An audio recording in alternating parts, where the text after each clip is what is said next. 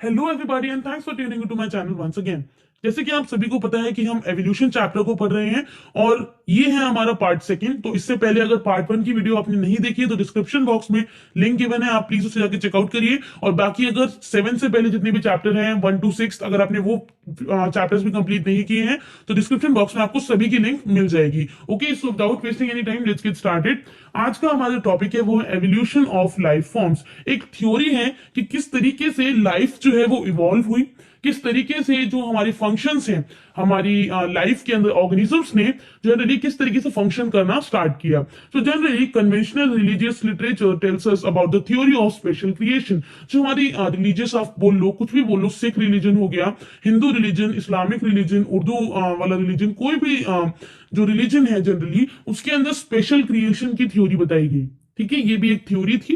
तो जनरली यहाँ पर स्पेशल क्रिएशन की थ्योरी थी। ये स्पेशल क्रिएशन की थ्योरी क्या थी, जैसे कि आपने पहले पढ़ा था कि pre existing non living things से जो लाइफ है वो जनरेट हुई है, ओरिजिन वो है उसका, वो भी एक थ्योरी थी। ओके, स्पॉन्टेनियस वाली भी एक थ्योरी थी। वैसे ही ये जो है कि एक स्पेशल क्रिएशन यानी कि कोई भगवान थे, उन्होंने वो धरती पर आए और उन्होंने जनरली लोगों को जन्म दिया, लाइफ को क्रिएट किया। तो ये था स्पेशल क्रिएशन वाली थ्योरी। तो चलिए पढ़ते हैं यहाँ पर क्या गिवन है। This theory has 3 connotation. इस थ्योरी के 3 कोनोटेशन थे। मैं आपको एक बार यहां पर बता देती हूँ क्या थे वो। थ्योरी के जनरली 3 पार्ट्स क्या थे। सबसे पहला पार्ट आप देख सकते हो, ये कलर ले लेते हैं। सबसे पहला था कि जो एनिमल और स्पीशीज जो थे वो कभी भी एक्सटेंट नहीं होती है। कोई भी species, animal slash species do not extent, वो कभी भी एक्सटेंट नहीं होंगी। ठीक है, इसका मतलब क्या हुआ, एक्सटेंट नहीं हुई यानी कि वो खत्म नहीं हुई, उनसे रिलेटेड। इनका मतलब था कि ये कोई भी प्रजाति कभी भी खत्म नहीं होगी, उनसे रिलेटेड उनकी आने वाली जो जनरेशन है वो हमेशा यहाँ पर रहेगी, अर्थ पर हमेशा वो जीवित रहेगी। नेक्स्ट है यहाँ पर species were created as such, like species जो है वो ऐसी बनाई जाती थी कि वो कभी एक्सटेंट नहीं होंगी। Species do not change with time, वो टाइम के साथ चेंज नहीं होती थी। Species do not change with time. Okay, और कुछ इस तरीके से स्पीशीज को बनाया जाता था, species were created as such कि वो एक्सटेंट ना हो। ठीक है, तो ये तीनों इसके रीजन थे। थर्ड वाला रीजन क्या है, आप ये भी कह सकते हो, अर्थ जो है, earth is 4000 years old.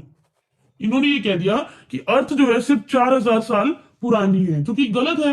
Right, तो ये जो थ्योरी थी ये इनकी थ्योरी थी, कुछ ऐसा इनका कहना था। हम देखते हैं आगे क्या दिया हुआ है। One that all living organism, जो स्पीशीज है या फिर टाइप्स ऑफ ऑर्गेनिज्म जो है that we see today were created as such, वो ऐसे ही बनाए गए थे जैसे वो आज दिखते हैं, वैसे ही वो पहले जब क्रिएट किए गए थे, फर्स्ट जो ऑर्गेनिज्म था उस स्पीशीज का वो वैसा ही दिखता था।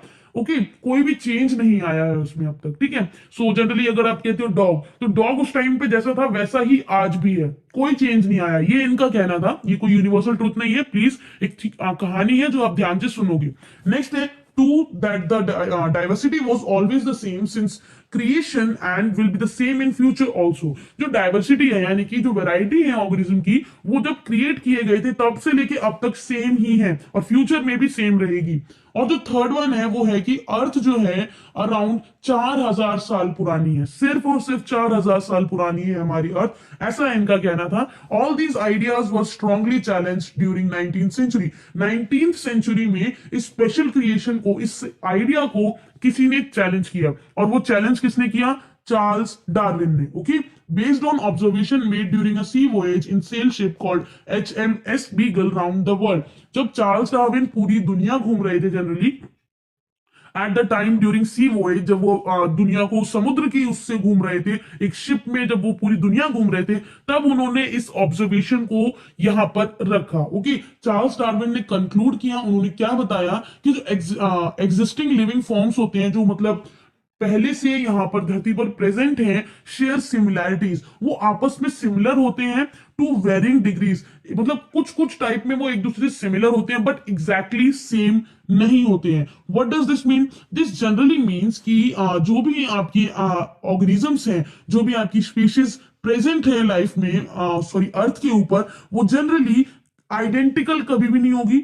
ठीक है, एकदम एग्जैक्ट कॉपी नहीं होगी, बट उसके अंदर कुछ ना कुछ सिमिलैरिटी जरूर होगी among themselves, but also with life forms, कि लाइफ फॉर्म्स जो हैं, जो एक्सिस्ट कर रहा है मिलियंस ऑफ ईयर्स अगो से, उसके ऊपर भी उन्होंने यहाँ पर स्ट्रांगली चैलेंज किया। Many such life forms do not exist any more. उन्होंने ये कहा कि काफी ऐसी लाइफ फॉर्म्स हैं, काफी ऐसी फॉर्म्स ऑफ लाइफ हैं, काफी ऐसे ऑर्गेनिजम्स थे जो कि पहले थे, बट अब वो एक्सटेंट हो चुके हैं। ठीक है, सबसे बड़ा, there had been extinction of different life forms in the years gone by, just as new forms of life arose at different periods of history of earth. उन्होंने बताया कि यहाँ पर जो एक्सटिंक्शन हो रहा है, जो ऑर्गेनिज्म एक्सटिंक्ट कर रहे हैं, वो डिफरेंट तरीके से, डिफरेंट तरीके की लाइफ जो है वो एक्सटिंक्ट कर रही है, एज सेम जितने भी साल पहले एक्सटिंक्ट हुई है, सेम जैसे जैसे नई लाइफ्स क्रिएट हुई हैं, वैसे ही पुरानी लाइफ्स एक्सटिंक्ट भी हुई हैं, जिसको हम बोलते हैं एवोल्यूशन। ओके, सो जनरली वो इवॉल्व हुई है, there has been gradual evolution of life forms.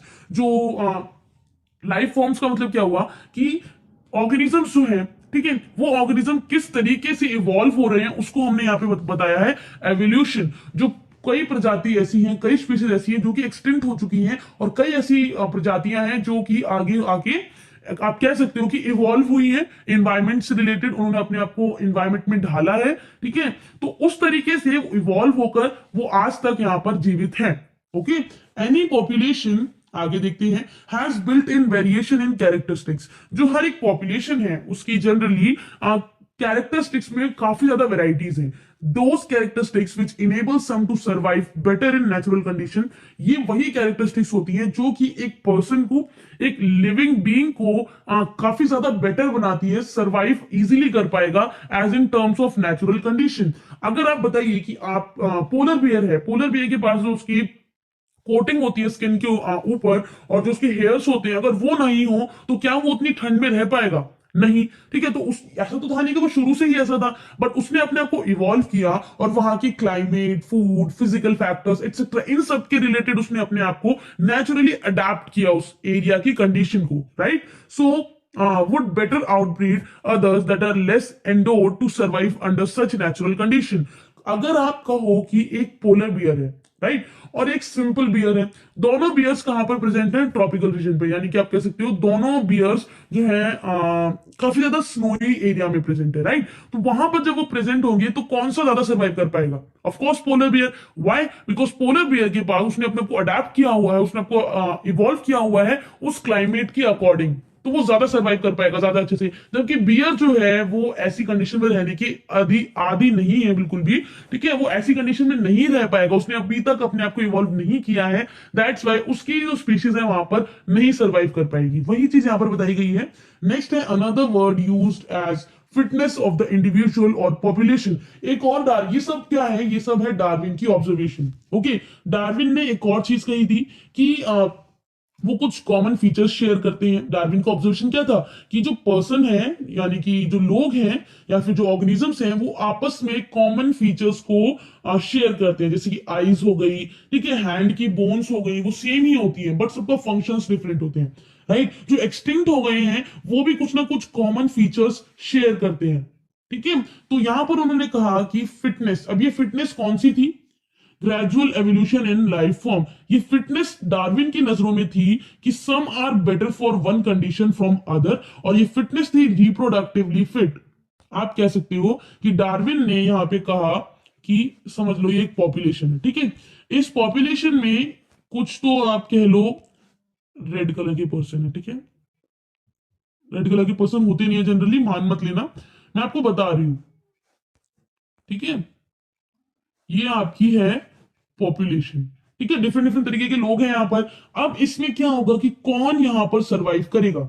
Survive भी वो कर पाता है जो कि जनरली आप कह लो कि एक पूरी पॉपुलेशन है, इसके अंदर वेरिएशन है, यानी कि डिफरेंट डिफरेंट लोग, तरीके के लोग एक पॉपुलेशन में प्रेजेंट है। ये डार्विन की तरह से हम बात कर रहे हैं, ठीक है। उसके बाद डिफरेंट लोग प्रेजेंट है, तो इनमें से भी वही सर्वाइव कर पाएंगे, वही सर्वाइव कर पाएंगे जो कि एक कंडीशन में बेटरली रह पाते हैं, अच्छे से रह पाएंगे एक कंडीशन में, और जो उस कंडीशन को अडेप्ट नहीं कर पाएंगे वो एक्सटेंट हो जाएंगे। उसके बाद जो रह गए, जो उस कंडीशन में सरवाइव कर गए, उनमें से भी वही लोग रह पाएंगे जो कि फिट हैं। ठीक है, जो कि फिट है। और फिट भी भाई ऐसे वैसे फिट नहीं, रिप्रोडक्टिवली फिट है, रिप्रोडक्टिवली रिप्रोडक्टिवली फिट है। ओके, सो हाँ, मतलब वही अपनी जनरेशन को आगे बढ़ाएंगे। और जब वो जनरेशन को आगे बढ़ाएंगे, अब मान लो कि यहां पर कौन रह गया, जो रेड वाले हैं वो ज्यादा रिप्रोडक्टिवली फिट हैं। ओके, तो उन्होंने अपनी जो कह सकते हो आप पॉपुलेशन को बढ़ाया। और भाई ब्लू वाले थे, ये ब्लू वाले तो एक्सटेंट हो जाएंगे क्योंकि ये रिप्रोडक्टिवली फिट नहीं थे। बट जो ग्रीन वाले हैं वो एक तरीके से सरवाइव कर गए, वो भी रिप्रोडक्टिवली फिट थे। तो वही सरवाइव करेगा जो कि रिप्रोडक्टिवली फिट है। ये किसने बोला था? ये बोला था डार्विन ने, राइट। नेक्स्ट है यहां पर, वेट अ सेकंड गाइस, अब ये जो हुआ ये नेचर ने सिलेक्ट किया, उनका कहना था कि नेचर ने सिलेक्ट किया है। तो नेचर ने जिसको सिलेक्ट किया है, इसी कंडीशन को हम बोलते हैं नेचुरल सिलेक्शन। ठीक है, नेचुरली सिलेक्शन हुआ है यहां पर, नेचुरली चीजें यहां पे सिलेक्ट हुई हैं, तो ये बेसिकली ये चीज बता रहे हैं। नेक्स्ट है the fitness according to Darwin refers to ultimately and only the reproductive fitness. उनके अकॉर्डिंग सिर्फ और सिर्फ रिप्रोडक्टिव फिटनेस ही यहां पर इंपॉर्टेंस रखती है। Hence those who are better fit in an environment, जो कि एनवायरमेंट में ज्यादा फिट हो सकते थे, लीव मोर प्रोजेनी, वो ज्यादा अपने बच्चे पैदा करेंगे और ज्यादा जनरेशन आगे बढ़ेगी, तो वो ज्यादा कंपेटिटिव होंगे देन अदर्स, ज्यादा सर्वाइव कर पाएंगे उस कंडीशन में। These therefore will survive more and hence are selected by nature. ये ज्यादा सर्वाइव करेंगे तो नेचर भी फिर इन्हीं को सिलेक्ट करेगा, right. So he called it natural selection. उसने इनको क्या बोल दिया? Natural selection. नेचर उसी को सिलेक्ट करेगा जो कि रिप्रोडक्टिवली फिट है। ये थी डार्विन की observation and implied it as mechanism of evolution. और उन्होंने कह दिया कि एवोल्यूशन इसी के बेसिस पे होता है, यही मैकेनिज्म है एवोल्यूशन के होने का, right. Let us also remember that Alfred Wallace, a naturalist who worked in Malay archipelago, had also come to similar conclusion around the same time. इसी सेम टाइम पर, अब देखो डार्विन ने जब ये डिस्कवरी की थी, जब ये ऑब्जर्वेशन वो सामने लाए थे, तब वो काफी यंग थे। बट जैसे जैसे डार्विन बूढ़े होते गए, तो एक आप कह सकते हो साइंटिस्ट थे, एक नेचुरलिस्ट थे जिनका नाम था एल्फ्रेड वॉलेस। इन्होंने क्या किया? इन्होंने भी सेम ही ऑब्जर्वेशन, इनकी भी ऑब्जर्वेशन बिल्कुल सेम थी, रिजल्ट कंक्लूजन इनका भी सेम था।